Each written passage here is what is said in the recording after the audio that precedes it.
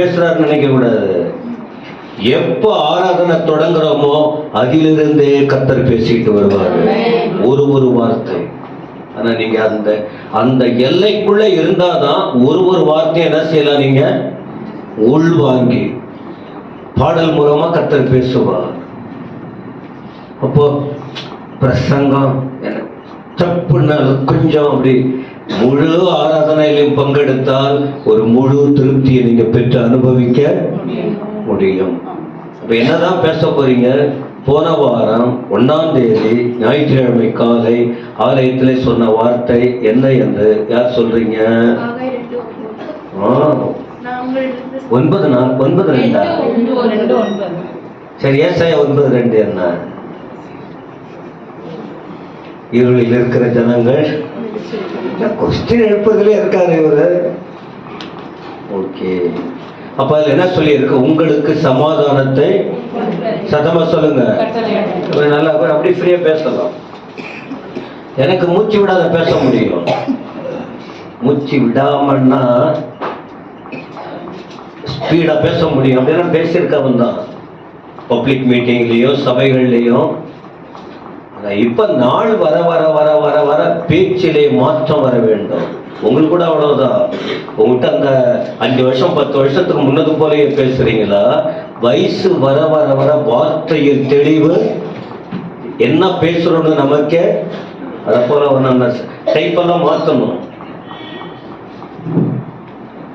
அப்ப நாம சொல்ற வார்த்தை ஜனங்களுக்கு தெளிவாய் போக வேண்டும். இது அங்க போக முடியாது. மற்ற இடத்துல போகும்போது இப்படியெல்லாம் பேச மாட்டேன். அங்க கொடுத்த நேரத்துக்குட்பட்டு செய்தியை பேசுவார். நம்ம வீட்டுல தான் அப்படி நீங்க மட்டும் வெளியில போய் பேசி பாருங்களேன், ஏன்னா எனக்கு தெரியுமான்னுடுவாங்க.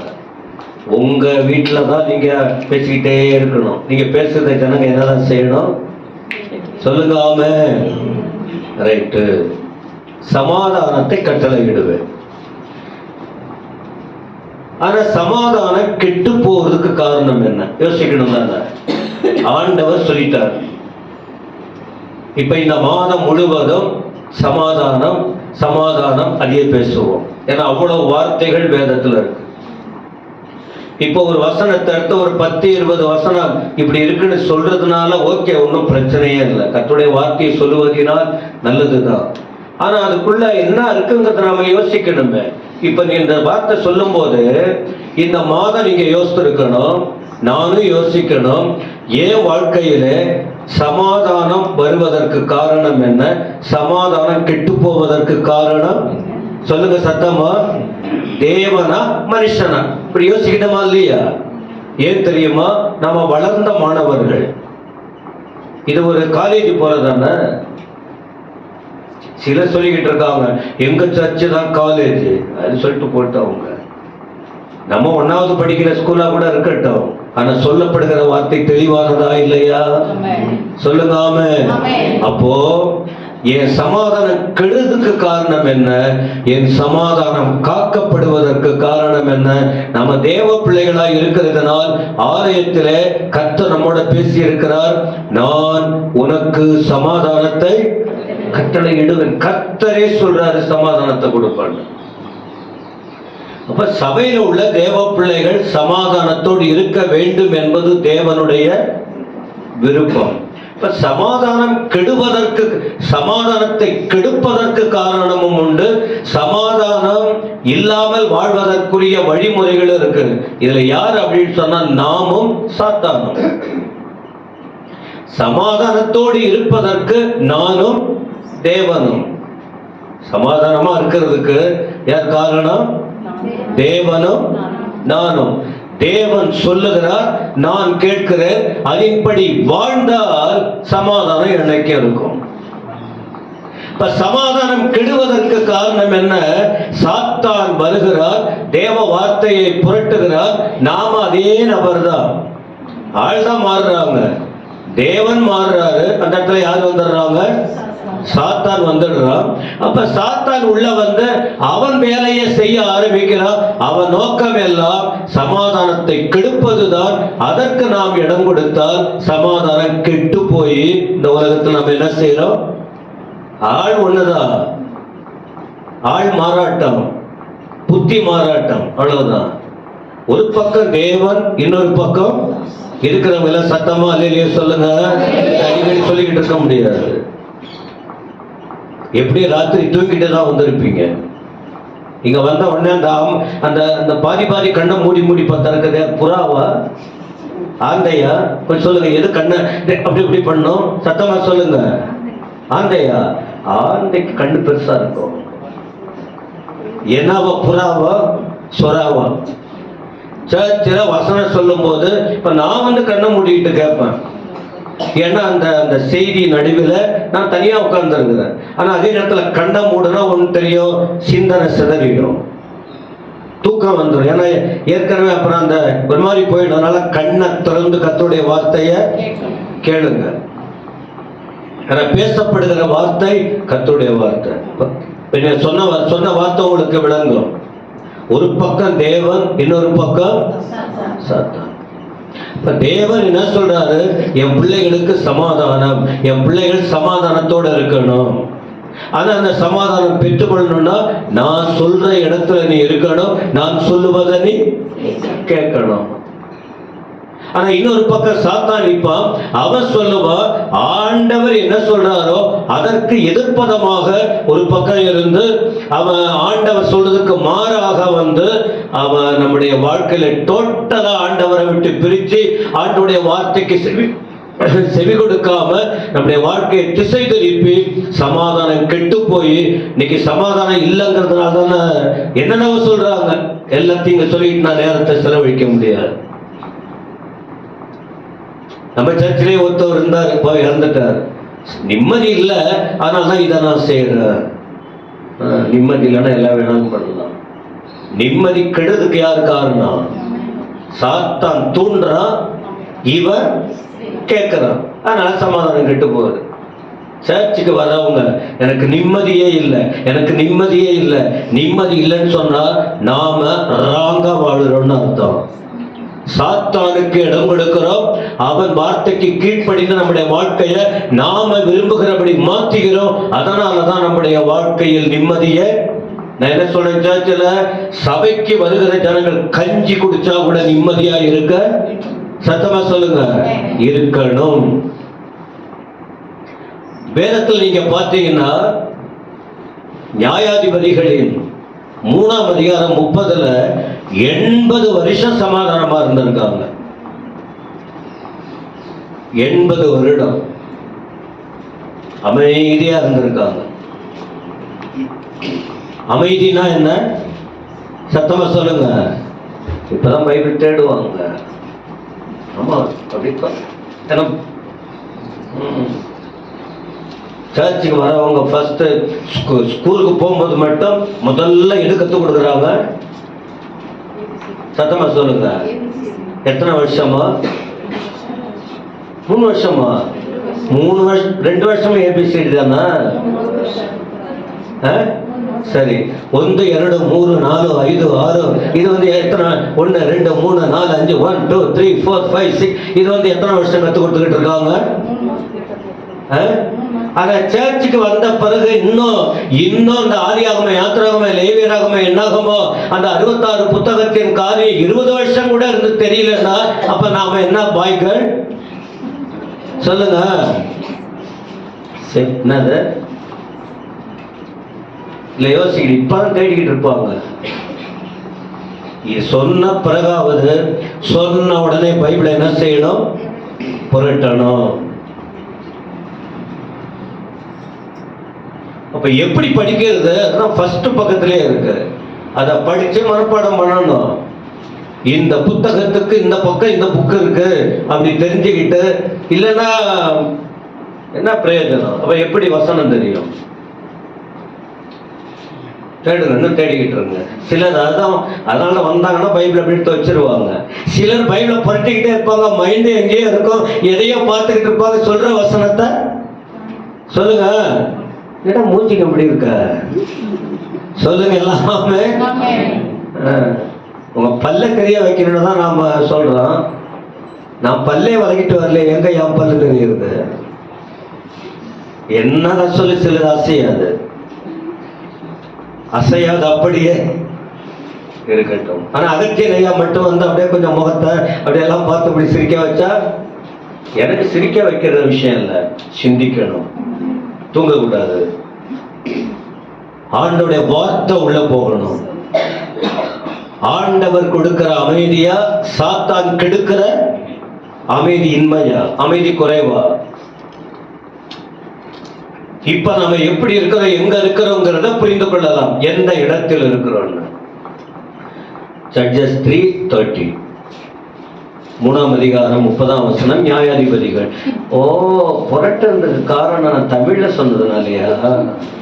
இப்படியே அந்நாளில் மோவாப் இஸ்ரவேலுடைய கையின் கீழ் தாழ்த்தப்பட்டது. அதனாலே தேசம் 80 வருஷம் அமைதலாயிருந்தது. 80 வருஷம் என்ன பண்ணாங்க? சத்தமா சொல்லுங்க. அமைதினா என்ன? சமாதானம். 80 வருஷம். திரும்ப 5ஆம் அதிகாரம் 31ஆம் வசனம், இதே புத்தகம் 5ஆம் அதிகாரம் 31ல 40 வருஷம் என்ன செஞ்சிருக்காங்க? சமாதானமா இருந்திருக்காங்க. கொஞ்சம் அமைதியா இருக்கு பாஸ்டர் அப்படின்றீங்களாங்க? கொஞ்சம் அமைதியா நான் பேசுறேன், கொஞ்சம் அமைதியா அப்படியா? நான் பேசல, இப்ப யார் பேசுறது? இல்ல, அமைதினா என்ன? எந்த சத்தமும் இல்லை, எந்த குழப்பமும் இல்லை, எந்த சண்டையும், எந்த கலகலப்பும், கைகலப்பும், சலசலப்பும் உங்க மனசுல இருக்காது. உங்க வீட்டுல இருக்கா? உங்க வாழ்க்கையில இருக்கா? அமைதி, அமர்ந்த மனம், சமாதானம். ஏன்னா நம்முடைய தேவன் குழப்பத்துக்கோ கலகத்துக்கோ தேவன் அல்ல. சத்தமா எல்லாம் சொல்லுங்க. எதுக்கு தேவன்? சேர்ச்சுக்கு வர்றவங்களுக்கு ஆண்டவர் என்ன சொல்லி கொடுக்கிறார்? எப்ப பாரு கலகம் கலகம், எப்ப பாரு குழப்பம் குழப்பம், எப்ப பாரு பிரச்சனை. அப்ப அப்படின்னா நாம் இன்னும் சரியா நம்முடைய இதயத்தை பக்குவப்படுத்தவில்லை. கலகத்துக்கு தேவன் இல்ல. அதனாலதான் சொல்றேன், இத்தனை வருஷம் விசுவாசிங்க, இத்தனை வருஷம் ஜபம் வசனம் எல்லாம் இருந்தோம், இன்னும் உங்க வாழ்க்கையில ஒரு அமைதியை நோக்கி பேசாம, அமைதியை நிலைநாட்டாம, உங்க இதயத்துல அமைதி இல்லாம, உங்க குடும்பத்துல அமைதி இல்லாம சாத்தான் சும்மா விட மாட்டான்டா. ஆனா நாம இடம் கொடுத்தால் அவன் அமைதியை கெடுப்பான். நாம் இடம் கொடுக்காமல் நாம தெய்வீகத்தை உணர்ந்தால் ஆண்டவர் அமைதியை கொடுப்பார். சத்தமா சொல்லுங்க. காக்கப்படுவதும் கெடுக்கப்படுவதும் நாம தான். 80 வருஷம் அமைதி சமாதானம், 40 வருஷம் அமைதி சமாதானம். ஆண்டவர் சொல்லியிருக்கார், நான் உங்களுக்கு சமாதானத்தை வைத்து போகிறேன். நான் சொன்ன வார்த்தையை சொல்லுங்க. நான் உங்களுக்கு சமாதானத்தை கட்டளையிடுவேன். அங்க வந்து ஒரு ஆண் கிட்ட சொல்றார் அந்த வார்த்தைய. ஆனா இப்போ ஒரு பெண்ணுகிட்ட நான் வர போறேன். பெண்ணுகிட்ட வரீங்களா? பைபிள்ல எழுதப்பட்ட ஒரு பெண்ணிடத்தில் காணப்பட்ட குணத்துக்கிட்ட. இப்ப கடைசியா சொன்ன பாருங்க, 5ஆம் அதிகாரத்தின் கடைசியில அந்த 40 வருஷம் அமைதிக்கு காரணம் என்ன தெரியுமா? ஒரு பெண்மணியின் செயல். அப்ப இதெல்லாம் நீங்க வீட்லயும் போய் படிக்கணும். இப்ப நான் உங்களுக்கு எப்படி சொல்றேன், அத போல முன்ன பின்ன படிச்சு பார்க்கணும். பெண்ணா?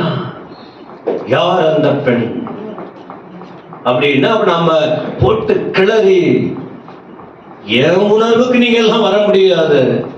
ஆனால் கொஞ்சமாவது தேவ பிள்ளைகள் வசனத்தின் அடிப்படையில் வளர்ந்தீங்கன்னா உங்க நிம்மதியை யாரும் கெடுக்க முடியாது. ஆணோ பெண்ணோ? சத்தமா சொல்லுங்க.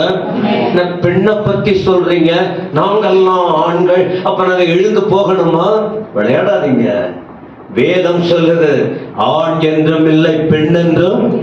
சத்தமா பெண்களுக்கு சொல்றேன்.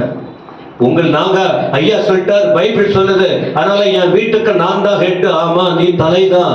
ஆனா தலைவாலு சொல்லுங்க. இல்ல ஒரு வார்த்தை சொல்லுவீங்கல்ல,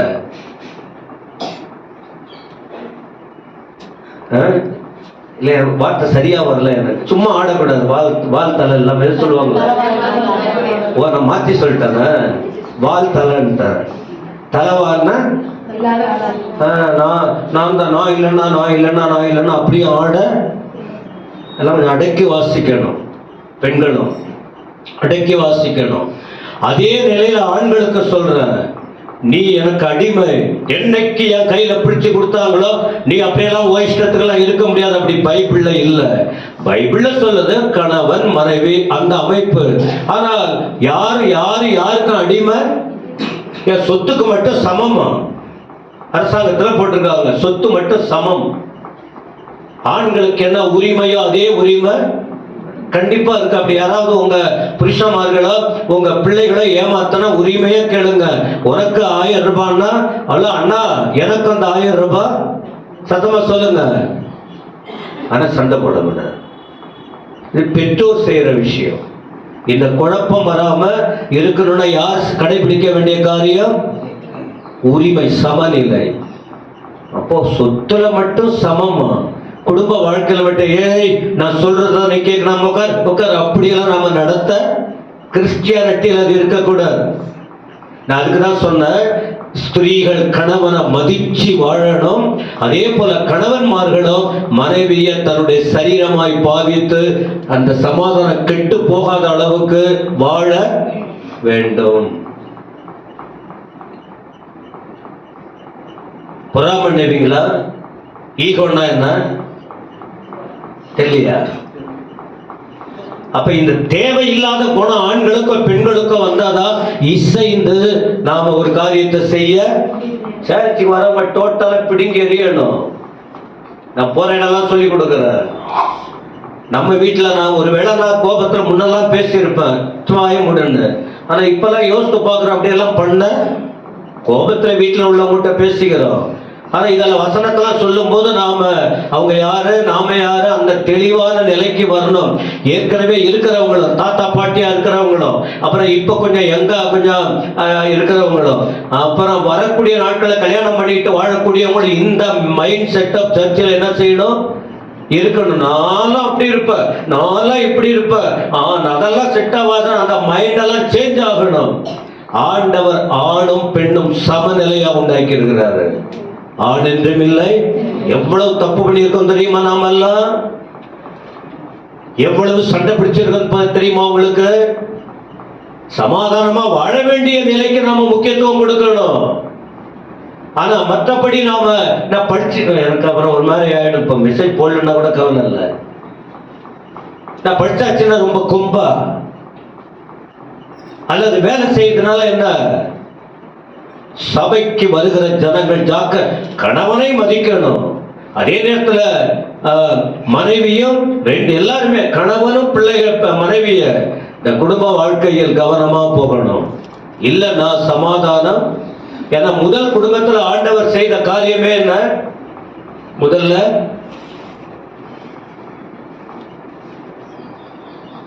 ரெண்டு பேரையும் எந்த அளவுக்கு உருவாக்கி வழி நடத்தினாருங்கிற விஷயம் நமக்கு தெரியும்.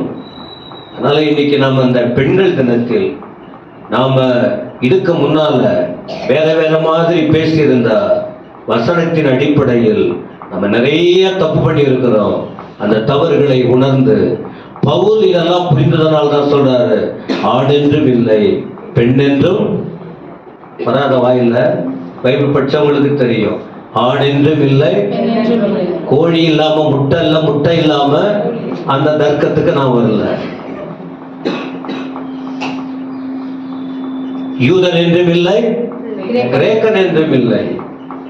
இப்ப வேதத்துல அப்படி சொல்லி இருக்கும் போது நாம கொஞ்சம் அந்த எல்லாம் டோட்டலா அடக்கிதான் வாசிக்கணும். எல்லாருமே அப்பா ஸ்தானத்துல இருந்தாலும் அம்மா ஸ்தானத்துல இருந்தாலும் அண்ணி ஸ்தானத்துல இருந்தாலும் அக்கா ஸ்தானம் எந்த ஸ்தானத்துல யாரு இருந்தாலும் சபையிலே வந்து வேதத்தை அறிகிற தேவனுடைய பிள்ளைகள் வேதம் நமக்கு என்ன சொல்லிக் கொடுக்கிறதோ அதன் அடிப்படையில் வாழ்க்கையை ஒப்பு கொடுத்து நாம தெய்வீகமாய் வளர்ந்து நாம எங்க கொஞ்சம் நாம நம்முடைய ஸ்தானத்தை விட்டு தவறாத துஷ்பிரயோகம் பண்றோமோ அங்க என்ன பாதிக்கப்படும்? அமைதி பாதிக்கப்படும். இது காரணம் ஆண்டவரா சாத்தானா? சாத்தான் இருக்கிற அவன் தூண்டுறான், அவன் பிசாசு மகன். அவனுக்கு தான் தெரியுமே. நீங்க அவனோட இருக்க தானே அதிகமா ஆசைப்படுறீங்க, தேவனோட இருக்க விரும்புறது இல்லையே. ஏன்னா ஆண்டவர் அழகா நாம அந்த ரூட் கிளைம் பண்ணிக்கிட்டு இருக்காரு. சரி, சமாதானம் கெடுறதுக்கு காரணம் என்ன? 80 வருஷம் சமாதானம், 40 வருஷம் காரணம் என்னங்கிறத அந்த வேத பகுதியை நீங்க வாசித்து பாருங்கள். சமாதானம் கெடுறதுக்கு காரணம் என்ன அப்படின்னு சொன்னா, நமக்கு உங்களுக்கு நமக்கு செய்தி என்ன தெரியுமா? தெய்வத்தை விட்டு பிரிந்து போவதினால். எதனால?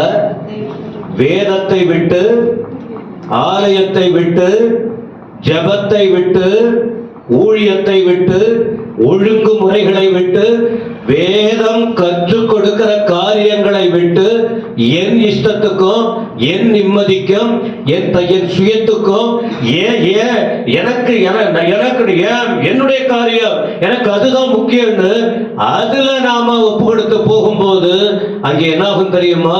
அப்ப தேவனை விட்டு விலகிற காரியம் தானே. தேவனை விட்டு விலகினால் அங்க சமாதானம் உங்களுக்கு தெரியுமா? வாழ்நாள் முழுவதும் பொய் சொல்லி பழகுனவங்களுக்கு அதை பத்தி கவலை இருக்காது. ஐயோ பொய் சொல்லிட்டோமே அப்படிங்கிற அந்த மனசாட்சி அவங்களுக்கு குத்தாது. அப்ப அவங்களுக்கு அந்த சமாதானம் கிடையாது. ஏன்னா இவங்க என்ன ஆயிட்டாங்க ஏற்கனவே. சத்தமா கர்த்தர் பேசிக்கிட்டு இருக்காரா இல்ல ஆண்டவர் பேச ஐயோ எவ்வளவோ தப்பு பண்ணிருக்க அப்படி யோசிக்கிறீங்களா? பொய் சொல்லி சொல்லி சொல்லி எப்பவும் பொய்னா ஏன் அதை மட்டும் சொல்றேன்னா எல்லாத்தையும் சொல்லிக்கிட்டு இருக்க முடியாது. பொய் சொல்லக்கூடாதுன்னு ஆண்டவர் சொல்லியிருக்காரு. விளையாட்டுகள்லாம் பொய். எல்லாரும் யார் பார்க்க போறா பொய்? அப்போ பொய் சொல்லி பழகினால் கண்டிப்பா நமக்குள்ள அந்த பயம் நமக்கு. ஆனா இது தப்புன்னு தெரிஞ்சு வந்தவங்க திடீர்னு என்னைக்கோ ஒரு நாள் பொய் சொன்னா அவங்களுக்கு என்ன ஆகும் தெரியுமா? சமாதானமே கண்டுபிடிச்சிருக்கீங்களா இல்லையா? அதுக்குதான் பழகிடக்கூடாது. அதுல எது சமாதானம் கெடுக்கிற காரியம் எதுவோ அதுல நீங்க பழகிட்டீங்கன்னா உங்களுக்கு சமாதானம் இருக்கு. அதை பத்தி நீங்க கேர் பண்ண மாட்டீங்க. கடைசியில தான் தெரியும். இந்த வார்த்தையை அண்டர்லைன் பண்ணி வச்சுங்க இருதயத்துல. சமாதானம் கெட்டு போவதற்கு சபையோ குடும்பமோ எந்த அமைப்பானாலும் சரி, சமாதானம் கெடுறதுக்கு காரணமே நம்ம தேவனுடைய பிள்ளைகளா இருக்கிறதுனால தேவனை விட்டும் தேவனுடைய வார்த்தைகளை விட்டும் அவர் கொடுத்த சட்ட திட்டங்கள் இருக்கு, அதை மீறி நாம் போனால் கட்டாயம் உங்கள் சமாதானம் கெட்டு போகும். இதுக்கு பொறுப்பு நான் தான், நீங்க தானே தவிர சாத்தானையும் சொல்ல முடியாது, ஆண்டவரையும் சொல்ல. சத்தமா சொல்லுங்க. ஏன் தெரியுமா? 5 அறிவை கொடுக்காம 4 அறிவை கொடுக்காம எத்தனை அறிவை கொடுத்திருக்காரா? மனுஷனுக்கு என்ன அறிவு? ஏன் மனுஷன் அப்ப ஏன் 6 அறிவுன்னு சொன்னா நல்லது கெட்டதை நிதானிக்க, பகுத்தறிய. ஆமா, என்கிட்ட எல்லாம் சொன்னா கூட நான் அப்படியே உள்வாங்கி எல்லாத்தையும் அப்படியே ஏற்றுக்கொள்ள கூடாது. இந்த குழப்பவாதிகள் சிலர் பேசிக்கிட்டே இருப்பாங்க அப்படி இப்படின்னு.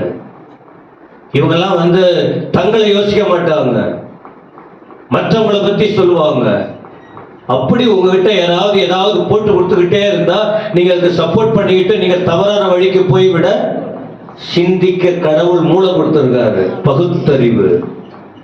மற்றதுக்கு இல்லாத ஒரு அறிவை ஆண்டவர் கொடுத்திருக்கிறார். ஆனா பல முறை தவறுகிறோம் அத்தனை பேரும். அந்த பகுத்தறிவு இல்லாம ஆத்தரப்பட்டு சொல்லப்படும் வார்த்தை எல்லாத்தையும் நீங்க என்ன செய்யாதீங்க, நம்பாதீங்க. வேணும்னு நட்பை பிரிக்க, அன்பை உடைக்க, சமாதானத்தை கெடுக்க வேண்டும் என்று அவங்களே தெரியாம சாத்தானுக்கு இடம் கொடுத்து சில சூழ்நிலை வரும்போது நாம என்ன செய்யணும்னு சொன்னா, யாரு சொல்றாங்களோ எல்லாத்தையும் நம்ம ஏற்றுக்கொண்டு ஆமா ஆமா ஆமா ஆமா அப்படி ஆமாசாமி போடக்கூடாது. எது நல்லது எது கெட்டது என்று சிந்திக்கிற அளவுக்கு நமக்கு தேவ கிருபை தேவை. அப்ப இதை சிந்தித்து செயல்படணும்னா நம்முடைய தொடர்பு அதிகமா அதிகமா அதிகமா எதோட இருக்கணும்? வாயை திறந்து சொல்லுங்க. நான் கேள்விதானே கேட்டுக்கிட்டு இருக்கேன். யாரோட இருக்கணும்? நமது யார் யார் கூட இருக்கோம்? இது கூட இருக்கணும், வார்த்தையோட இருக்கணும், எப்பொழுதெல்லாம் இருக்கணும், எப்பாவது ஒரு முறை. அப்ப அங்க உள்ள நுழைந்தான் சமாதானம் கெடுந்தான். இப்ப இதுவரைக்கும் சொன்னது விளங்குச்சா விளங்கலையா? உங்க சமாதானம் காக்கப்படுகிறதா, உங்கள் சமாதானம் கெடுக்கப்படுகிறதா? சரி, இப்போ இந்த நியாயாதிபதிகள் விஷயத்தில் வரும்போது 4ஆம் அதிகாரம் 5ஆம் அதிகாரம் அதுதான் இப்ப பேச போற. பேசிக்கிட்டே ஏற்பட்டக்குன்னு முடிச்சிருவோம். ஆனா சொல்லப்படுற வார்த்தை இதயத்துல தங்கணும். ஐயா சிரிக்க வைக்கிறாரு, சிரிங்க, ஆனா ஆழமா சிந்திங்க. சிரிக்கிறவன் எப்பவுமே சிரிச்சுக்கிட்டு இருந்தா வேற மாதிரி பேர் வச்சிருவாங்க. ஆனா சிரிக்கிறவர்கள் சிந்திக்க ஆரம்பித்தால் அவர்கள் வாழ்க்கை நல்ல நிலைக்கு போகும். அதை அப்படியே நம்ம மாத்தி காட்ட முடியும். விளங்காதவங்க ஆமைன்னு சொல்லுவங்க. ஏன்னா நீ விளங்கவே மாட்டானுவங்க. விளங்காதவங்கன்னா புரியாதவங்கன்னு அர்த்தம். சரி, புரிஞ்சவங்க கர்த்தரை சத்தமா ஸ்தோத்திரம் பண்ணுங்க.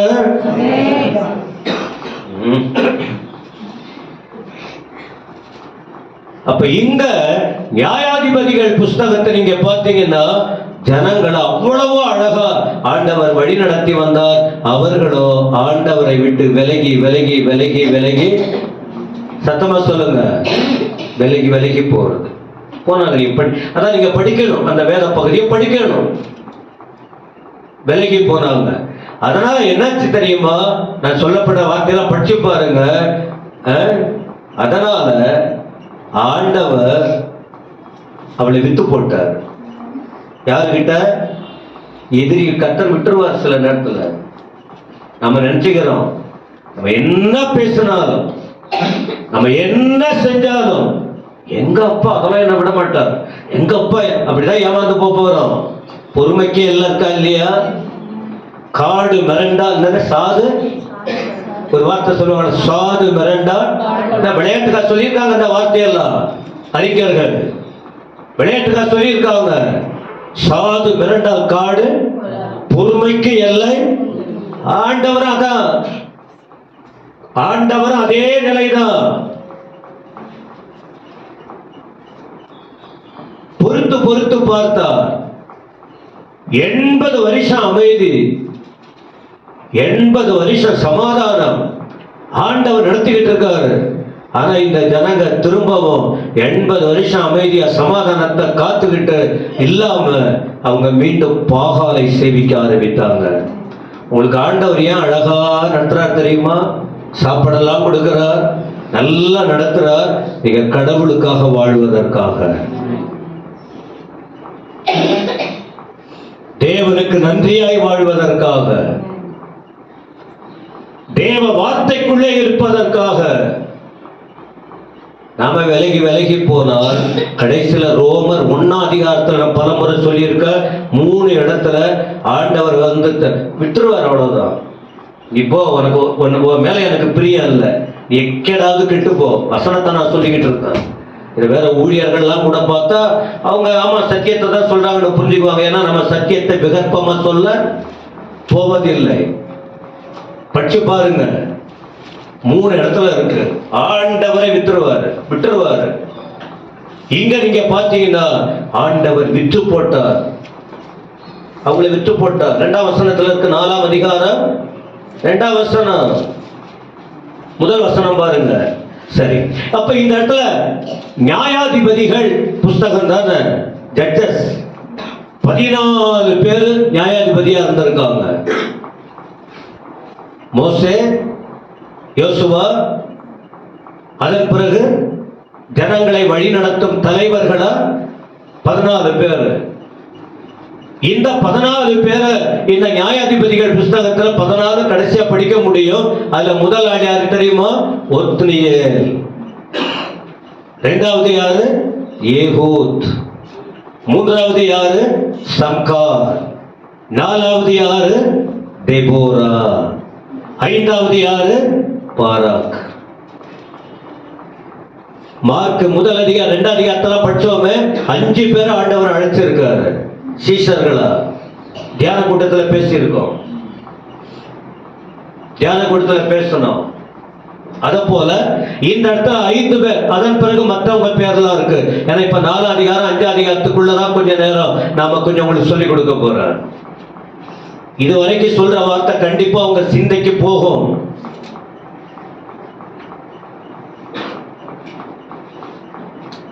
ஏகூத் காலத்துல அவருடைய அந்த நியாய தீர்ப்பு, அந்த விசாரிப்பு முடிந்த பிறகு அவருடைய ஊழியத்தின் பலனாக எத்தனை வருஷம் அமைதியா இருந்தாங்க?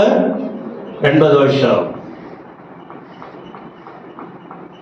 தெபோரா, பாரா, இவர்களுக்கு ஆண்டவர் கொடுத்த பொறுப்பு நிறைவேற்றின பிறகுதான் எத்தனை வருஷம் அமைதியா இருந்திருக்காங்க? 40 வருடம். இப்படியெல்லாம் அமைதி கொடுத்த பிறகு ஜனங்கள் என்ன செஞ்சாங்க?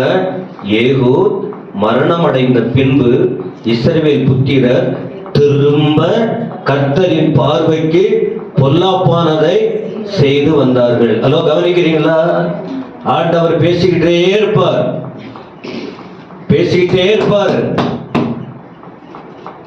திரும்பவும் 80 வருஷம் நல்லா சாப்பிட்டு ரொம்ப நல்லா இருந்துட்டு கடைசியில திரும்பவும் ஆண்டவருக்கு கோபம் வருமா?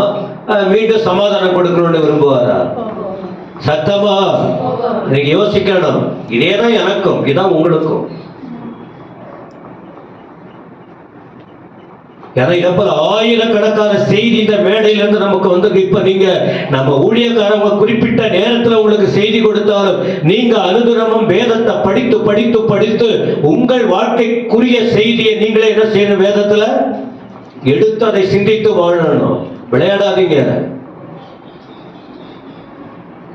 வாரத்துல ஒரு நாள் உங்களுக்கு வழிகாட்டுறது, அவ்வளவுதான். ஆண்டவருடைய அமைப்பு அது. சண்டே ஒர்ஷிப், மற்ற வார வளர்ச்சிக்காக வார நிகழ்ச்சிகள் இருக்கு. வளர்ச்சிக்காக 40 நாள், 21 நாள், 3 நாள், இப்படி எல்லாம் நாம தேவ பிள்ளைகள் வளர்ந்து கர்த்தரை விட்டு விலகிடக்கூடாது, ஆண்டுடைய பார்வையில கோபத்தை வாங்கிக் கொள்ள கூடாது என்பதற்காக இப்படி ஆலயத்தில் கர்த்தருடைய வார்த்தைகளை சொல்லி நடத்தி கொண்டிருக்கிறார்கள். அந்த வார்த்தை ஒரு முறை அந்த வசனத்தை கேட்கும் போது திரும்ப அந்த 7 நாளும் நீங்க வேதமும் கையுமா வீட்டுல இருந்து வேலைக்கு போறவங்க போக எல்லாத்தையும் ஈடுபட்டாலும் காலையோ மதியமோ ராத்திரியோ இந்த தொடர்பு இருந்தாதான் கர்த்தர் உங்களை விட்டு போடாம தேவனுடைய கோபத்துக்கு உள்ளாகாம இந்த ஆத்மாவை காத்து கொண்டு நிம்மதியாய் வாழ முடியும். பழிய மற்றவங்கிட்ட போட முடியாது. இப்ப சொன்னது கரெக்ட் இல்லையா? இப்படிதான் வளரணும். புதுசா வர்றவங்களும் பல வருஷம் சர்ச்சில் இருக்கிறவங்களும் இப்படிதான் வளரணும். சரி, இப்ப அந்த வசனம் தெளிவா சொல்லுது, கானானியருடைய ராஜாவின் கையில ஆண்டவர் என்ன, யார் விட்டு போட்டது? மனுஷனா கர்த்தரா? விட்டுட்டாருன்னா அவ்வளவுதான். எதிரிகள் கையில விட்டுடுறாரு. ஏன்னா எதிரிகள் தான் குத்திக்கிட்டே இருப்போம் பாருங்க. அப்பதான் அந்த வலி என்னன்னு தெரியும். ஐயோ, நாம எல்லாம் இப்படி சந்தோஷமா இருந்தோம், மற்றவன் கையில விட்டுட்டாருன்னா அப்புறம் நீங்க வாழ்நாள் முழுவதும் நிம்மதியா இருக்கவே, சத்தமா சொல்லுங்க, அவ்வளவுதான், நிம்மதி பறி போய்விடும். ஓகே, சரி, வித்தாச்சு. அதன் பிறகு இப்ப விட்டு போட்டவன் நிலைமை என்ன? அவன் யாருன்னா அவனை குறித்து கானானியர் அந்த இடத்துல அவனை பத்தி சொல்லி இருக்கும். சிசேரா, யாபீன் எல்லாம் தான். நீங்க வீட்டுல போயிட்டு இப்ப நீங்க படிச்சுக்கிட்டு இருக்க முடியாது. இப்ப சொல்றத கேட்கணும். இப்ப நாம சொல்றத நீங்க பைபிள் அப்படியே வரிசையா படிச்சுக்கிட்டு இருக்க கூடாது. வீட்டுல போயிட்டு படிக்கணும். ஏன்னா இங்க வந்து சொல்றத கேட்கணும். கேட்கிறவங்க ஆமீன் சொல்லுங்க. ஏன்னா இப்ப நான் சொல்றத படிச்சுக்கிட்டு உட்கார்ந்து இருந்தீங்கன்னா அப்புறம் திரும்ப நான் சொல்றது காதுல விழாத போயிடும். அந்த வேத பகுதியை கவனமா வச்சுக்கிட்டு வீடுகள்ல போய் படிச்சா இங்க சொன்னதும் வேதத்தில் உள்ள வார்த்தை இணைத்து நாம உள்ளத்திற்கு ஏற்றுக்கொண்டு அப்பதான் தெரியும், ஆண்டவரே நாங்க அளவுக்கு மீறி மேடையில சொல்லி கொடுத்த வார்த்தை கொஞ்சம் தான், ஆனா நாங்க இத்தனை வருஷத்துல நாங்க உமக்கு விரோதமா இப்படியெல்லாம் போய் இருக்கோம் ஆண்டவரேன்னு சொல்லி தனியா உட்கார்ந்து அழுது அடுத்து இருக்கிற கொஞ்ச நாள்ல கர்த்தர் ஆயுசு நாளை கொடுப்பார். அது வரைக்கும் வசனத்தின்படி வாழ்ந்து மீண்டும் அதே பழைய வழியிலே போகாம தெளிவாய் வாழ்ந்து நம்ம பரலோகத்துக்கு போவதற்கு உங்கள் இருதயத்தை பக்குவப்படுத்திக் கொள்ள முடியும். எத்தனை பேருக்கு விளங்குச்சு? ஸ்தோத்திரம். இப்போ நீங்க பாத்தீங்கன்னா இப்படி ஆண்டவர் விற்று போடும் போது, ஆண்டவர் கோபத்தால் அந்த உச்சகட்டத்துக்கு வரும்போது ஜனங்க என்ன செய்வாங்க? இதுக்கு முன்னெல்லாம் பாத்தீங்கன்னா அவர்கள் கர்த்தரை நோக்கி கூப்பிடுவாங்க. அந்த இடத்துக்கு தான் வர சொல்றோம். பிரச்சனை வந்துடுது, சோதனைங்க வந்துடுது, எல்லாம் வருது. ஆனா ஆண்டவர் நமக்கு ஒரு வாய்ப்பையும் கொடுத்திருக்கிறார். அதான் மனுஷன் பிடிவாதம் உள்ளவர்கள், ஆணோ பெண்ணோ பிடிவாதம் உள்ளவங்க. ஆனா கர்த்தர் மனதுருக்கம் உள்ளவர். ஆனா கடைசி வரைக்கும் அவர் மனதுருக்கத்தோடு இருக்கிறார்னு நினைச்சு விட 1000 தலைமுறை வரைக்கும் இரக்கம் பண்றாரு இஸ்ரவேல் ஜனங்களுக்கு. ஆனால் அதே நேரத்தில் சபைக்கு வருகிற ஜனங்கள் வாழ்நாள் முழுவதும் விளையாட்டுத்தனமா வாழ்ந்து கொண்டு இருக்க கூடாது. ஏன் தெரியுமா? உங்களை அழகான இடத்துல வைத்து உங்களை கற்றுக் கொடுத்துக்கிட்டு இருக்காரு. இந்த ஆத்துமா வெளியேற பெற்றது. இந்த ஆத்துமாவுக்காக நாம ஒன்று கூட செலவு பண்ணாம, ஒன்று கூட நாம தியாகம் பண்ணாம, ஆண்டவர் விலையேற பெற்ற ரத்தத்தை நமக்காக சிந்தி இருக்கிறார். நமக்காக அந்த ரத்தத்தை, உயிரையே கொடுத்திருக்கிறார். நாம ஒண்ணு பண்ணணும் அப்படிங்கிற ஒரு இடத்தை அவர் வைக்கவே, உனக்காக நான் ஒரு கண்ணை கொடுத்துட்ட, ஆனா உனக்காக இன்னொரு கண்ணை நீ கொடுன்னு ஆண்டவர் அப்படி சொல்லுங்க. உங்களுக்காக, ஏன்னா உங்களுக்கு அந்த எண்ணம் வரணும்ல, உங்களுக்காக நான் ஒரு கண்ணை கொடுத்துட்டேன். நான் தப்பே பண்ணல, என் கண்ணை கொடுத்துட்டேன். இப்ப நீ தானே பண்ணீங்க, நீங்க தானே என் வார்த்தையை விட்டு போனீங்க, நீங்க தானே சமாதானத்தை கெடுத்துக்கிட்டீங்க.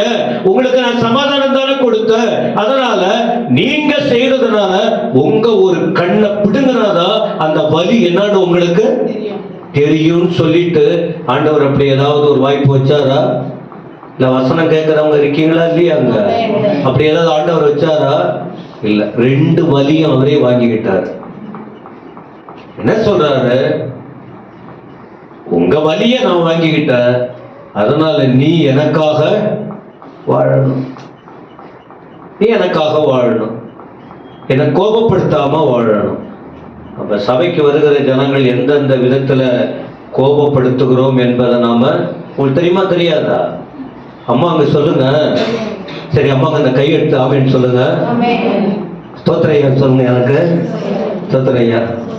அப்ப பாரு, அந்த கை வரல பாரு, கை உண்மையா சொல்லுங்க. 2 கை எடுத்து ஸ்தோத்திரையா. ஐயாங்க கொடுத்துல அப்புறம் பார்த்துக்கலாம். என்ன குபி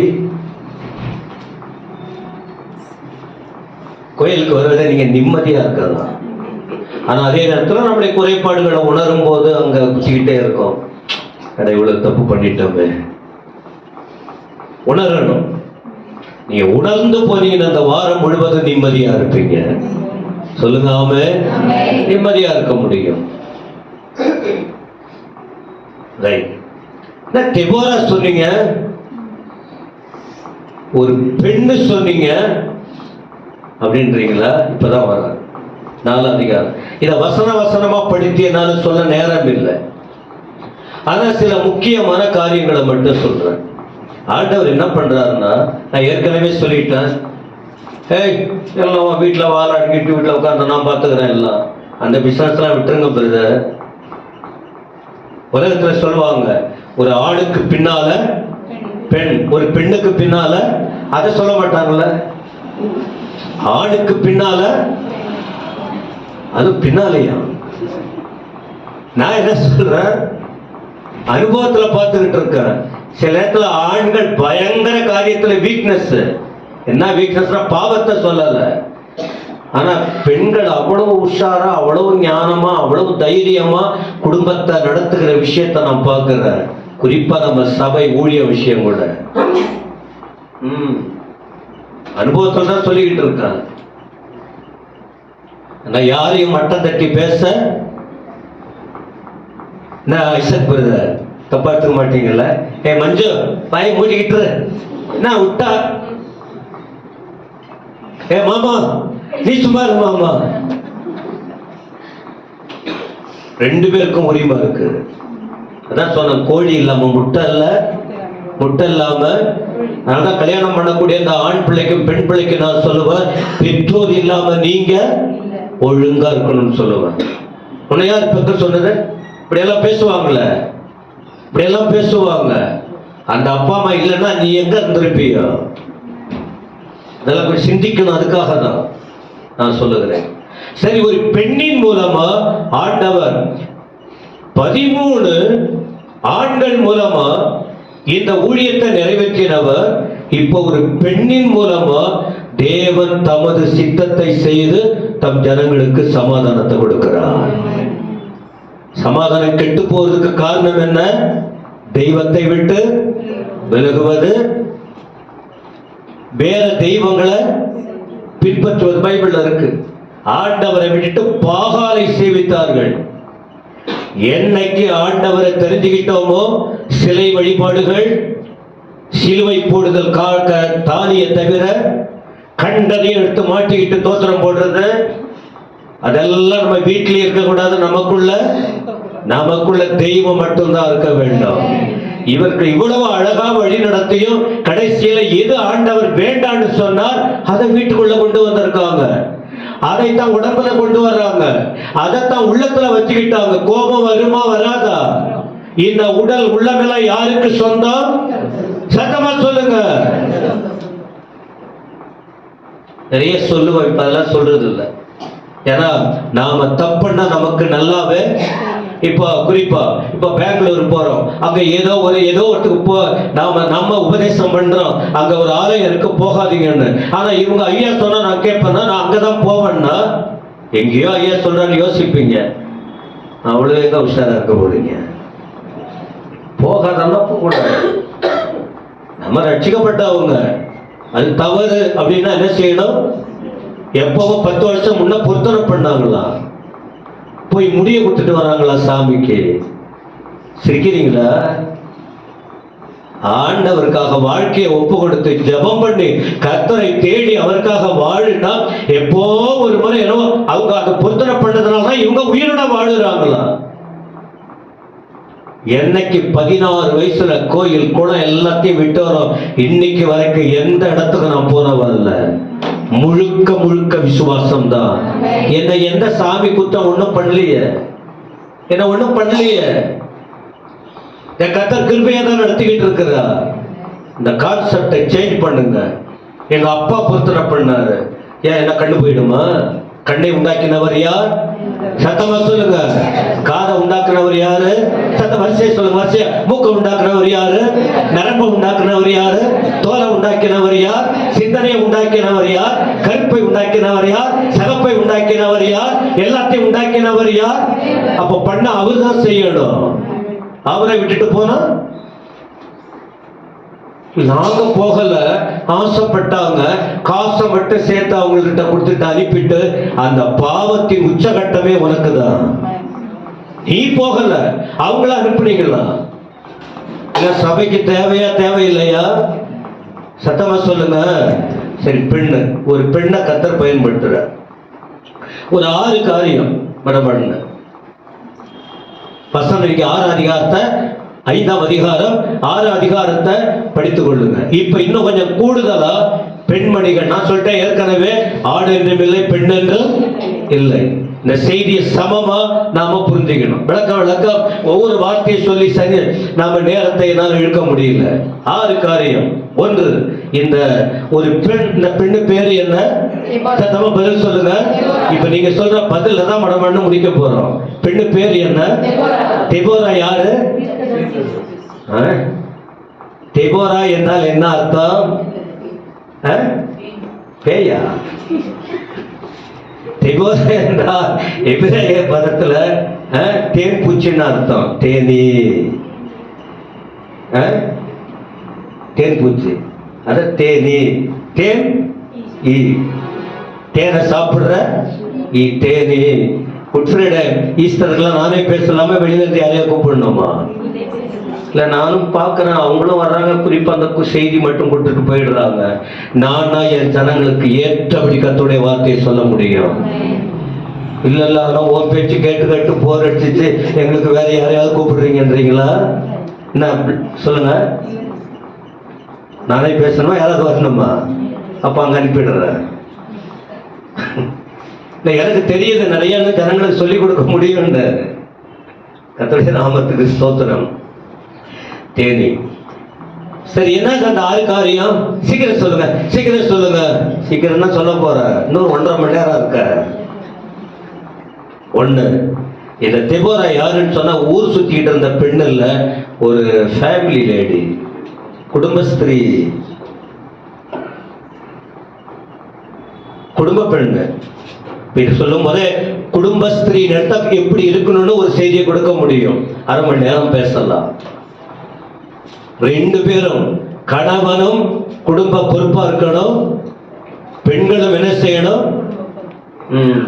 குடும்பம் முக்கியம். ஏன்னா இந்த 4ஆம் அதிகாரத்தின் 5ஆம் வசனத்துல பார்த்தால்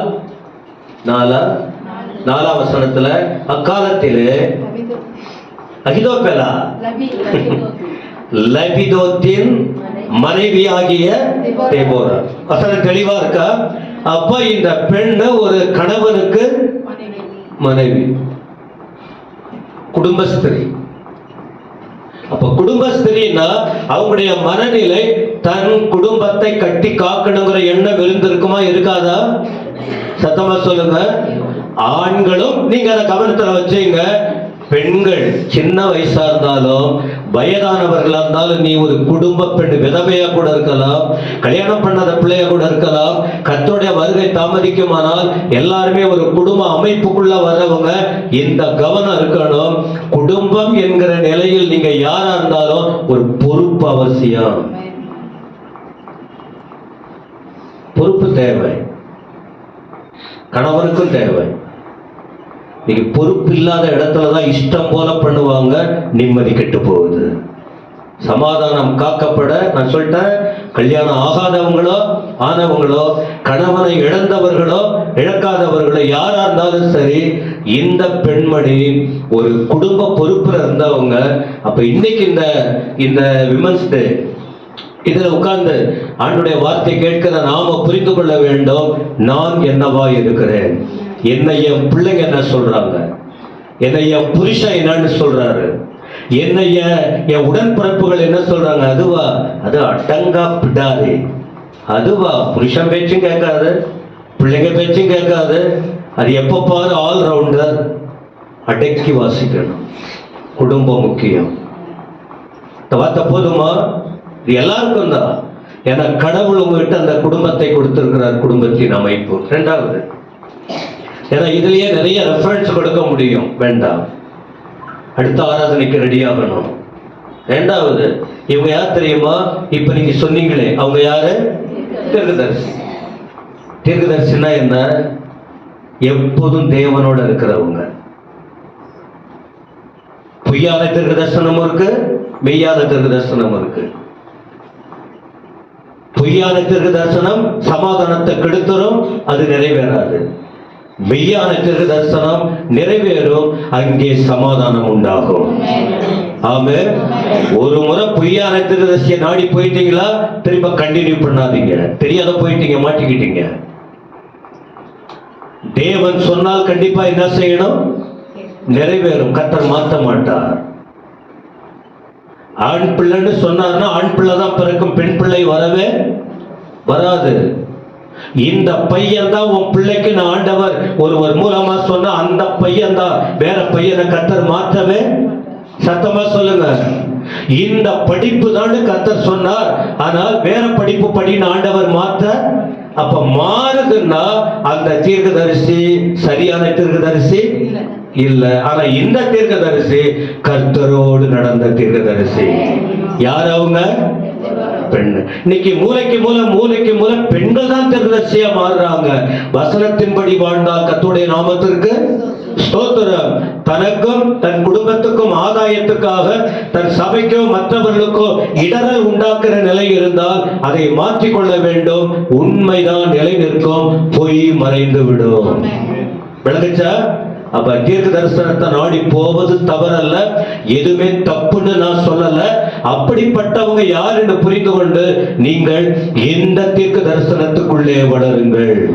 இப்ப எந்த தீர்க்க தரிசனம் உங்களுக்கு தெரியும்? என்ன பார்த்தா தானே உங்களுக்கு தெரியும். இது உண்மையான தீர்க்கதரிசி எது?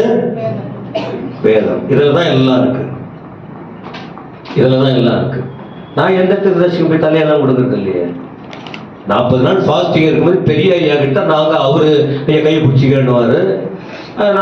நம்ம தலைவர் தகப்பன் 40 நாள் ஃபாஸ்டிங் அவ்வளோ ஈஸி. ஒரு பிளஸ்ஸிங் வேணும்னு தலையை வச்சுக்குவேன். நான் வேற யாருக்கிட்டையும் போய் தலை கொடுக்கறது இல்லை. ஏன்னா என்னோடு என் கர்த்தர் இருக்கிறார். நான் யாருன்னு எனக்கு நீ யாருங்கிற கோபம் வந்தது வேணாம். நான் வந்துடுறேன். நீ கத்தரை விட்டு விலகுனா மற்றவங்கிட்ட கத்தர் என்ன போல ஆட்டுகிட்ட வரணும். நீ என்ன பாவம் பண்ற வரிசைப்பட்டி சொல்லிடுவார். அப்புறம் என்கிட்ட வரமாட்டீங்களே. நான் சொல்லாத உட்கார்ந்துருக்கேன். அதான் என் தப்பு. நான் தீர்க்கதரிசி இல்லை. ஆனா சத்தியத்தை தீர்க்கமா சொல்ல விரும்புகிறவன். சத்தமாம ஓகே. அப்போ தீர்க்கதரிசி. தீர்க்கதரிசின்னா அவங்க சாட்சியோட இருப்பாங்க. குடும்பத்தில் சாட்சி இருக்கும், போற இடமெல்லாம் சாட்சி இருக்கும். பணத்து மேல அவங்க ஆசைப்பட மாட்டாங்க. பொருட்களை அவங்க சேர்க்க மாட்டாங்க. தன்னுடைய உயர்வை ஜனங்க என்ன மதிக்கணும்னு விரும்ப நிறைய பேர் உண்மை தீர்க்கதரிசிகள் இருக்காங்க. அவங்க வாழ்க்கையெல்லாம் பார்த்தா அப்படிதான். இருக்கிறத கூட விட்டுட்டு கர்த்தருக்காக கர்த்தர் சொன்னார். ஒருத்தரை பத்தி சொல்றாங்க. ஒரு பெரிய ஸ்தாபனமா இருந்தாரு. யாரு வேணா விமர்சனம் பண்ணட்டும், அதை பத்தி நமக்கு பிரச்சனை இல்லை. என்ன கர்த்தர் சொன்னார் எல்லாத்தையும் விட்டுட்டு அங்க போகணும். நான் போனேன். அவங்க உண்மையை போய் கடவுளுக்கு தெரியட்டும், நமக்கு அது வேணாம். எந்த மனுஷனையும் நியாயந்திருக்கிற வேலை நமக்கு. கர்த்தர் சொல்லி இங்க இருன்னா இருப்பாங்க, அங்க போனா விடுனா விட்டுருவாங்க. ஏன்னா அவங்க தேவனோட இருக்கிறவங்க. ஆமீன் சொல்லுங்க. அப்ப தீர்க்கதரிசி இந்த அம்மா. மூன்றாவது இவங்க யார் தெரியுமா? சொல்லுங்க, யார் அவங்க? ஜட்ஜி, நியாயாதிபதி. நியாயாதிபதினா தெளிவான தலைமையத்துவம். தெளிவு எல்லாத்துலயும் கிளியர். அவங்க தீர்ப்பு சொன்னால் பார்சாலிட்டி இருக்காது. ஓ இவங்க காணிக்கு அதிகம் கொடுக்கறாங்க, இவங்க இது கொடுக்கறாங்க, இங்க அந்த பிசினஸ்லாம் இந்த அம்மா கிட்ட. என் பிள்ளையா இருந்தாலும், என் மனைவியா இருந்தாலும், என் புருஷனா இருந்தாலும், யாரா இருந்தாலும் கடவுளுக்கு பயந்து உண்மைன்னா உண்மைதான். அவங்க தப்பு பண்ணா தப்பு தான். நான் தப்பு பண்ணா தப்புன்னா சொல்லுங்களேன். இந்த பெண்ணு சபையில வர்றவங்க அப்படி வளரணும். குழப்பத்துக்குள்ள மாட்டிக்குவோம். சில நேரத்தில் கடவுள் உணர்த்துவார், வேண்டாம் இதுல தலையிடாத, இது ஆபத்தானது, எனக்கு அது பிடிக்காது. எத்தனை பேர் எனக்கு தெரியும், விரல் விட்டு சொல்லுவேன். பார்க்கிறோம், கேள்விப்படுகிறோம். அப்ப எப்படி சபை வளரும்? எப்படி சபை வளரும்? நீங்க எப்படி நிம்மதியா இருக்க முடியும்? என்ன சொல்லுங்க. ஆளுக்கு ஏற்றபடி பேசுவாங்கன்னு அவங்க நாக்கு ஆசீர்வாதமா இருக்கும். சத்தமா சொல்லுங்க. யார் அப்படி சொல்லுவாங்கன்னா அந்த அனுபவத்துல அவங்க, ஹலோ எல்லாம் இருக்கீங்களா இல்லையா, அந்த அனுபவத்துல அவங்க இல்லாதவங்க தான் இப்படி எல்லாம் பேசுவாங்க. ஆனா தேவனுக்கு பயந்து இருக்கிறவங்க, வேண்டாம்ப்பா நாம கர்த்தருக்காக, இந்த மனநிலைக்கு போவாங்க. அப்போ தெளிவான தலைமை. இப்ப குடும்பஸ்திரி மட்டும் இல்ல, ஒரு தேசத்துக்கு, ஒரு கூட்டத்துக்கு அவங்க என்ன பண்றாங்க, கொஞ்சத்துல உண்மை இருந்தா மற்ற இடத்துல தலைவியா மாற்றுவார். ஆனா போற இடங்கள்ல ஜாக்கிரதையா இருக்கணும். தெய்வம் நிலைநாட்டப்படணும். தேவனுக்கு மகிமையை கொண்டு வரணும். நாலாவது இவங்க யார் தெரியுமா? ஞானமும் தைரியமும் உள்ளவங்க. ஒரு பெண்ணு தான். பொம்பளைங்களுக்கு ஞானம் இல்லைன்னு யார் சொன்னது? நிறைய ஆண்கள் அவங்க நிழல்ல தான் வாடுறது. சம்பாதிச்சுட்டு வந்து கொடுத்துட்டா போதுமா? மெயின்டெனன்ஸ் பண்றது யாரு? காசை மிச்சம் பண்ணி வைக்கிறது யாரு? எத்தனை பேர் எனக்கு தெரியும். நேரமும் இல்லை, எனக்கு இதை விளக்கமாவும் சொல்ல முடியல. கஷ்டப்பட்டு ஓடி ஓடி ஓடி வாங்கிட்டு வந்து கொடுத்துட்டா போதுமா? பிள்ளைகளை யார் கவனிக்கிறது? வீட்டு பொருளை யார் வாங்குறது? ஞானம். அவங்களுக்கு கடவுள் ஞானம் கொடுத்திருக்கிறார். ஆனா இவங்க அதிகாரம் மட்டும் பண்ணுவாங்க. நீ சம்பாதிச்சுட்டு வீட்டை என்னப்பா கவனிச்ச? ஆனா அதே நேரத்துல பெண்மணிகள் என்ன செய்யணும்? ஊதாரியா இருக்க கூடாது, கருமித்தனமும் பண்ணக்கூடாது. எதுக்கு தேவையோ அதற்கு என்ன செய்யணும்? எல்லாத்திலும் கவனமா இருக்கணும். இந்த அம்மா பாருங்க, ஞானம். என்ன ஞானம் அப்படின்னா, இதுல அவங்க தேவனோடு இருந்ததுனால இப்ப இவங்க ஒரு பேரிச்ச மரத்துக்கு கீழே தான் அவங்க உட்காந்து நியாயம் விசாரிக்க வசனமா சொல்ல, திரும்ப என்ன தெபோராளை குறித்து தெளிவா சொல்லுங்கன்னா வசனமா சொல்லும் போது நிறைய விஷயத்தை கற்றுக்கொள்ள முடியும். தூங்குறவங்க எல்லாம் ஆமென் சொல்லுங்க பார்க்கலாம். இல்ல வாய் ஊறுது, தேனி யாரு வாங்கி எத்தனை பேர் நாக்கு ஊறுது? சத்தமா சொல்லுங்க. உண்மையா சொல்றேன். இத போல ஊழியக்காரங்க வார்த்தைய கர்த்தருடைய வார்த்தையை சொன்ன என் வாய் ஊறும், என் மனசு அப்படியே குளிரும். ஏன் தெரியுமா? யாருடைய வார்த்தை? ஆண்டவருடைய வார்த்தை. வாய் ஊறும். இப்ப கூட எனக்கு ஊறுது. அவ்வளவு ஏன்னா தேவ வார்த்தை சொல்றது அப்படி இருக்கு. நமக்கு கேட்கிறவங்களை அப்படி இருந்தா எப்படி இருக்கும்? சாத்தா விடுவானா? ஓகே. அப்ப ஞானம் தைரியம்னா இவங்க கர்த்தரோடு இருந்ததுனால, ஆண்டுடைய வார்த்தை அவங்க உள்ளத்துல இருந்ததுனால ஞானத்தை உபயோகப்படுத்துறாங்க. என்ன தெரியுமா? இப்ப இவர் கூட ஒருத்தவங்களை ஆண்டவர் சேர்க்கிறாரு. யார கூட வைக்கணும், யார கூட வைக்க கூடாதுங்கிறதுக்கு ஞானம். இந்த ஆள் என் கூட இருக்கிறதுனால மற்றவங்க என்ன சொல்றாங்க? நல்லது சொல்றாங்களா, கெட்டது சொல்றாங்களா? அதான் ஞானம். ஆனா இதுங்க என்ன சொல்லுவாங்க? சிலர் யாரு சொன்னா சொல்லட்டுமா, எனக்கு மாட்டிக்கிட்டு செத்து போயிடுவீங்க. ஜனங்கள் நம்மளை குறித்து தெளிவா சொல்லணும். கர்த்தருடைய பிள்ளைகள் யாரு கூட வேணாலும் இருக்க முடியுமா? சத்தமா சொல்லுங்க. யாரு கூட வேணாலும் போக முடியுமா? நான் கூட கேஜிஎஃப்ல 2 வீலர்ல தான் வரேன் பகற்பட்டுக்கு. வரும்போது எவ்வளோ பேர் இப்படி கையை காட்டுவாங்க. என் உள்ளத்துல அந்த மனசு உணர்த்துவா, பரவாயில்ல. அப்படி இருந்தா ஒரு முறை 2 முறை யாராவது அழைச்சிட்டு வருவார். மற்றபடி இது வேண்டான்னு சொன்னா விட்டு வந்துடுவார். எல்லாரையும் என்னால யார் என்ன பண்ண போறாங்க, என்ன சொல்லுவாங்க? கர்த்தர் ஞானம் கொடுக்கிறாரு. சாட்சி கெட்டு போயிட்டா திரும்ப தலைய மேல எழும்பவே. ஆமா. ஆனா ஆண்டவர் சொன்னார், பாராக்கவும் கூட சேர்த்துக்க. பாராக்கு யாரு? கர்த்தருடைய மனுஷன், கர்த்தருடைய மனுஷன். பாராக்க சேர்த்துக்க. அதான் தேவனோட தொடர்புள்ளவங்க ஞானமா பேசுவாங்க, ஞானமா செயல்படுவாங்க. ஆனா அதே நேரத்துல தைரியம், அதை சேர்த்து சொல்ற தைரியம், ஞானமும் தைரியம். என்ன தைரியம்? தெபோரா, நீ வரலன்னா நான் போக முடியாது. நீங்க யாராவது தெபோரா இருக்கீங்களா? இருக்கு, ஆனா வரல. உங்களுக்கு ஒரு விஷயம் தெரியுமா? நீ சொன்னாதானே தெரியும். என்ன ஒரு இடத்துல ஜெபம் பண்ண கூப்பிட்டாங்க. ஒரு இடத்துல நான் ஜெபம் பண்ணிக்கிட்டு இருக்கேன். மூலம் போய் ஜெபம் பண்றேன். ஜெபம் பண்ணும்போது, ஐயா எனக்காக கையை வச்சு ஜெபம் பண்ணுங்க அப்படின்ட்டு கடைசியா நான் வரும்போது கையை வச்சு ஜெபம் பண்ண சொல்றாங்க. ஜெபம் பண்றேன். எடுத்த உடனே நீ ஒரு தெபோராள். இப்பதான் ஒரு வாரம் ஆச்சு. சரியால முடிஞ்சு கீழே வரும். அவங்களுக்கு வேர்த்து போச்சு. என்ன விஷயம் அப்படின்னா, எனக்கு என் புருஷன் சொல்ற பேரு வேற, மற்ற நான் பேரு மாத்திக்கிட்டது வேற. எங்க அப்பா வச்ச பேர் இப்ப சொன்னீங்களே அதுதான். எத்தனை பேர் விளங்குது? ஒண்ணு தெரியுங்க, நான் ஒரு சாதாரண ஞானம் இருக்கோ இல்லையோ, என்னிலும் கர்த்தருடைய ஆவியானவர் இருக்கிறார். ஒரு முறை அவங்க சாட்சி சொல்லுவாங்க, அவங்களே நீங்க பாருங்க. அதனால ஊழியக்காரனை விளையாட்டா நினைக்காதீங்க, அற்பமா நினைக்காதீங்க. எனக்கு வாதி போட்டுடுச்சு.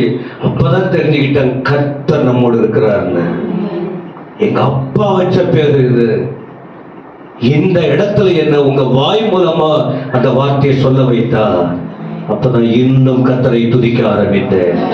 தேவனோடு யார் இருக்காங்களோ அவர்கள் ஆண்டவர் நடத்துகிற விதம் வித்தியாசமா இருக்கும். ஆமென். உங்களை அப்படி நடத்தணும், ஞானமும் தைரியமும். ஆனா இன்னொரு ஞானம் என்ன தெரியுமா? சரிப்பா பாராக், உன்னை கர்த்தர் என் கூட வர சொன்னார். எத்தனையோ பேர் இருக்காங்க, அவங்க கூட என் புருஷனே என் கூட ஆண்டவர் அனுமதிக்கல, வேற மற்றவனையும் என் கூட அனுமதிக்கல. நான் கர்த்தருக்கு பயந்ததுனால என் கூட வருகிற நீயும் பயந்த ஒரு நபர். ஆனால் நீ சொன்னு நான் வரேன். நம்முடைய நோக்கம் நம்முடைய ஜனங்களுக்கு சமாதானம் வேணும். ஆனா நான் வந்தேன்னா அதனால் வருகிற மகிமை உனக்கு வராது. யாருக்கு வரும்? அதான் ஞானம். நிறைய சொல்லுவேன், நேரம் இல்லை. 5வது, யாரை வச்சு இவங்க ஜெயம் பெற்றாங்கன்னு சொன்னால், எல்லாம் இருக்கீங்களா? பலத்தை நம்பி இல்ல, ஆட்களுடைய படைகளை நம்பி அல்ல, கர்த்தரை துணையாக கொண்டு அவங்க வெற்றி பெற்றாங்க. சத்தமாவே சொல்லுங்க. நாம கர்த்தரோட இருக்கணும், கர்த்தர் நம்மோட, அப்ப அங்க ஒரு ஜெயம் வரும். 10,000 பேர் இவங்க கூட சேர்ந்தாங்க. அதை நீங்க படிச்சு பாருங்க, யார் யார் மூலமாக ஆண்டவர் கிரியை செய்தாருங்க.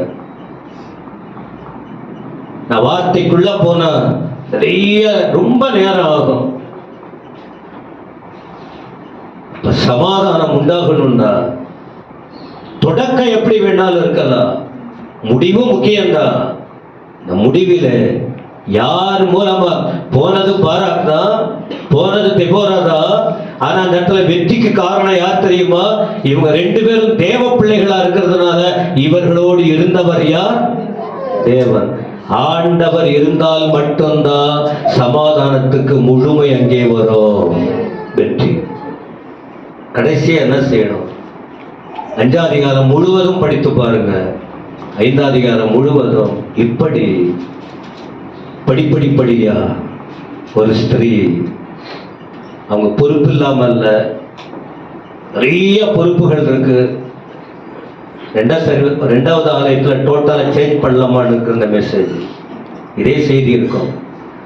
ஏன்னா ஆண்டவரே மாத்திடுறாரு. இந்த சர்வீஸ்க்கு வர்றவங்களுக்கு ஏற்றபடி செய்தி போகும். அடுத்த செய்தி யாரு வர்றாங்க அவங்களுக்கு ஏற்றபடி கர்த்தர் செய்தி கொடுப்பார். நான் பார்த்துக்கிட்டு இருக்கேன் ஒரு மெசேஜ். ஆண்டவர் துவக்கமும் முடிவுமா இருக்குமானால் அனைத்து மகிமையும் யாருக்கு போய் சேரணும்? இல்லை கை தட்டி கர்த்தருக்கு நன்றி சொல்லுங்க. இப்போ பைபிள் வைக்கலையா? கை தட்டுமா? மகிமை யாருக்கு போகணும்? சத்தமா சொல்லுங்க. 43 44 வருஷம் அதை ஊழியர் செய்யற இந்த இடத்துல வந்துங்க பண்ற. நான் சொல்றேன், எந்த ஒரு காரியமும் என்னால வந்தது, என்னைக்கு நான் இல்லைன்னா, இவங்க இல்லைன்னா உங்களுக்கு என்ன வருதோ நீ அவுட்டு. எங்க அப்பாவாலதான், என் புருஷனாலதான். நான் சொல்றேன், எந்த ஒரு காரியத்திற்கும் என் தேவனால் தான். இப்படி சொல்றதுனால தான் கர்த்தர் இன்னிய வரைக்கும் நிக்க வச்சிருக்கிறாரு. நீங்கள் அப்படிதான் சர்ச்சில் பழகணும். உங்க ஞானம், உங்க தெளிவு, உங்க திறமைய மேல கொண்டு வர எல்லாமே கர்த்தர் தான். இந்த டெய்லி அதுதான் அந்த பாட்டு, எல்லாமே நீ தந்த பாட்டு எல்லாம் லாஸ்டா பாரு. இப்ப பாடும்போதே ஞாபகம் இருக்கு. அப்ப இந்த நிலைமை அப்ப எங்க எப்படி அதை கண்டுபிடிக்கிறது? 5ஆம் அதிகாரம் ஃபுல்லா நீங்க படிக்கணும். கர்த்தர் நடத்தின துவக்கம் முதல் முடிகிற வரைக்கும் மகிமையை யாருக்கு கொடுக்கிறாங்க? சத்தமா சொல்லுங்க. இன்னைக்கு பிரியா வந்து பாம்பே பஞ்சாப் போயிட்டு வந்தது யாரால வந்தது? அது எதை சுமந்துக்கிட்டு போனாங்க அவங்க? வசனம். கென்யா போயிட்டு இப்ப ஊழியர் செய்து வந்தாங்க, எதை சுமந்து போனாங்க? சத்தமா சொல்லுங்க. அதை வந்து சாட்சி சொல்ல இங்க வந்தா சொல்ல. இப்ப இன்னைக்கு இந்த நாள்ல அப்போ தைரியம் இருந்தா அப்ப அவங்க என்ன சாட்சி சொல்லுவாங்க?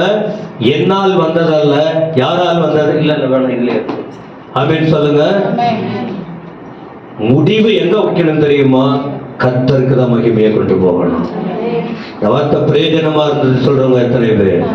கடைசியா இப்ப நான் உங்களுக்கு ரிவிட் இல்லை. என்ன தெரியுமா? ஆண்டவர் சொன்னார், என்னது? சமாதானத்தை கட்டளையிடுது. சமாதானம் கெடுறதுக்கு காரணம் என்ன சொல்லுங்க எல்லாரும். சமாதானம் கெடுறதுக்கு காரணம் என்ன? சாத்தான் தூண்டுறா, நாம என்ன செய்யறோம்? விலைக்கு போறோம். என்ன விஷயம்? ஈஸி. அவர் தூண்டுற வேணாம் வேணாம் வேணாம் வேணாம் இப்படிப்போ அப்படிப்போ, நாம் அதுக்கு செவி கொடுக்கிறோம். அப்ப அதுல இருந்து விடுதலையாக வாய்ப்பு இருக்கா இல்லையா? அதற்கு ஒரு சாட்சி யாரு? தெபோரா. தெபோரா யார்? ஒரு குடும்பத்துல இருந்தாலும் கர்த்தருக்காக வாழ முடியும். இரண்டாவது, தீர்க்க கர்த்தரோடு எப்பொழுதும் ஐக்கியம். மூன்றாவது, நியாயாதிபதி. வார்த்தை கொடுக்கப்பட்ட பொறுப்புல பார்ஷாலிட்டி இல்ல, நீதி நேர்மையா. ₹1,00,000 வந்தா கூட ஒரு பொய் சொல்லி 1,00,000 நான் வாங்கினதுல அவசியம் அப்படி ஒரு இது எனக்கு வர வேண்டிய அவசியம். அதோட என் பேர் விட்டு போறதை விட கஞ்சி குடிச்சுக்கிட்டு நான் இருந்துருவேன். தவறான முறையில் சம்பாதிக்கிறது எனக்கு அவசியம். நாலாவது, ஞானமும் வேண்டும், தைரியமும். ஞானத்தை கொடுக்கிறவர் யார்? தைரியத்தை கொடுக்கிறவர் யார்? கர்த்தருக்கு பயந்து வாழ்ந்தா நமக்கு பயம் எல்லாம் வரவே தெளிவாய் கர்த்தர் நடத்துவார். ஐந்தாவது, என்னது? இந்த வெற்றி பெறுவதற்கு, ஜனங்களுக்கு சமாதானம் வருவதற்கு இந்த தெபோரா யாரை நம்பி வாழ்ந்தாங்க?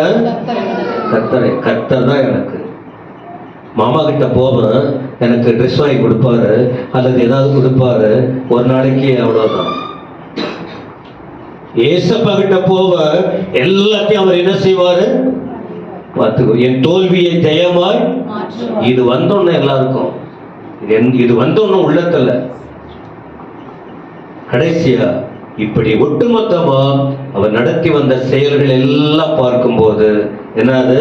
துதிகன மகிமையெல்லாம் யாருக்கு சொந்தம்? ஒரே துளி கூட நாம் எடுத்துக்கொள்ள. இது அவசியம் இல்லையா? நீங்க வாழ்நாள் முழுவதும் இப்படிப்பட்ட வார்த்தை, இந்த செய்தியை பிடிச்சுக்கிட்டு நீங்க வாழ்ந்தீங்கன்னா உங்கள் வாழ்க்கையில் என்றைக்குமே சமாதானம் இருக்கும். ஆனா என்ன பண்றது? அடுத்த வாரமும் நீங்க வரணும், வசனத்தை கேட்கணும். அப்படி ஒரு மெத்தடு கர்த்தர் வச்சிருக்காரு. ஒன்று, நாம சாகுற வரைக்கும். ரெண்டாவது, கர்த்தருடைய எழுந்திருப்போமா?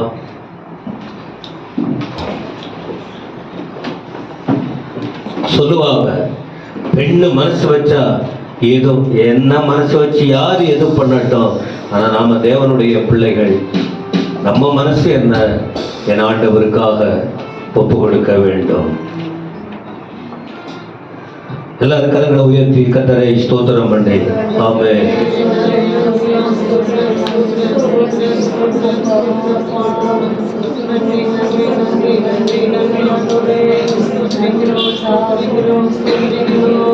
வானாதி வானங்கள் கொள்ளாதவரே, அழுகையை உயர்த்தி. வார்த்தையால் வர்ணிக்க கூடாதவரே, ஓயாமல். தெபோரா பாரா அவர் புகழை பாடுனாங்க.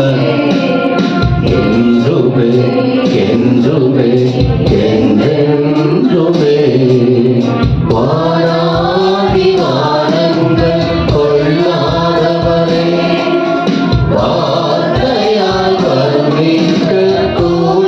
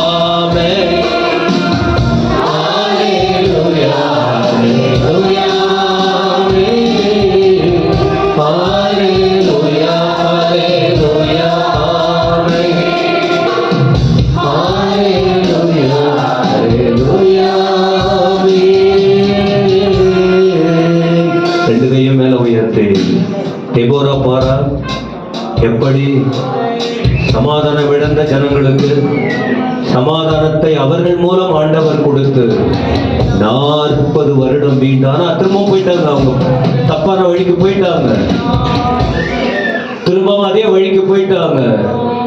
ஆனா இன்றைக்குரிய செய்தி நமக்கு என்ன? உங்க வழியை கற்றுக் கொடுத்திருக்கீங்க. நாங்க விலைக்கு போக மாட்டோம், உமக்காக வாழணும், உம புகழணும். புகழுக்கு சொந்தக்காரர் அவர்தான். கரங்களை உயர்த்தி நல்லா ஸ்தோத்திரம் பண்ணிடுங்க. ஸ்தோத்திரம், ஸ்தோத்திரம். எல்லா வாயும் அமைதியா இருக்குப்பா.